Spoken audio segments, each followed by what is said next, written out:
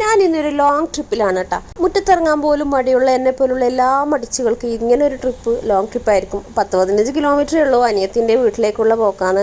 കുന്നും മലയും ഒക്കെ താണ്ടി നമ്മൾ അവിടെ എത്തിയിരിക്കുകയാണ് ഗൈസ്. പക്ഷേ ഇതിൻ്റെ മേലോട്ട് വണ്ടി കയറ്റാൻ എൻ്റെ ഉമ്മ സമ്മതിക്കുന്നേ ഇല്ല. അപ്പോഴാണിത് സ്വപ്നലോകത്ത് നിന്ന് എണീച്ച ഒരു ബാലഭാസ്കരൻ ഇറങ്ങി വരുന്നത്.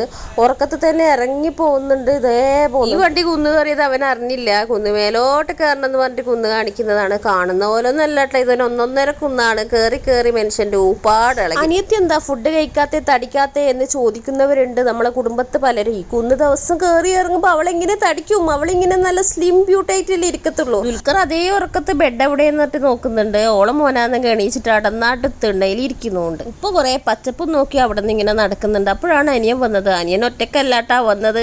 നമ്മൾ ഉമ്മാനെ പോലെ അതേ പേടിത്തോണ്ട് ഇതാ കയറി വരുന്നു. കുന്ന് കയറാൻ പേടിയാണ്, നിങ്ങൾ കയറിക്കോ, ഞാൻ നടന്നോളാം എന്നിട്ട് കയറുന്ന കയറ്റാണ് കേട്ടോ.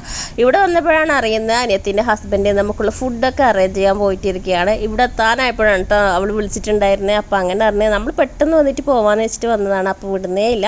അങ്ങനെ ഫുഡെല്ലാം കഴിച്ചിട്ട് ഞങ്ങൾ യാത്ര പറഞ്ഞ് ഇറങ്ങുകയാണ്. കയറുന്നത് അത്ര അതാവുന്നില്ല കേട്ടോ, ഇറങ്ങാൻ പെട്ടെന്ന് അങ്ങ് ഊർന്നിറങ്ങി മക്കളോടൊക്കെ ടാറ്റ പറഞ്ഞിട്ട് നമ്മൾ സ്ഥലം വിടുകയാണ് ഗൈസ്. അപ്പോൾ അനിയനും അവരും വണ്ടിയിലാണ് കേട്ടോ. താഴത്തേക്ക് അവൾ കുന്നിറങ്ങി. അപ്പോഴേക്കും അവൻ വണ്ടി ഇറക്കി. അങ്ങനെ ഒരു പേടിത്തൊണ്ടി പോകുന്നുണ്ട്.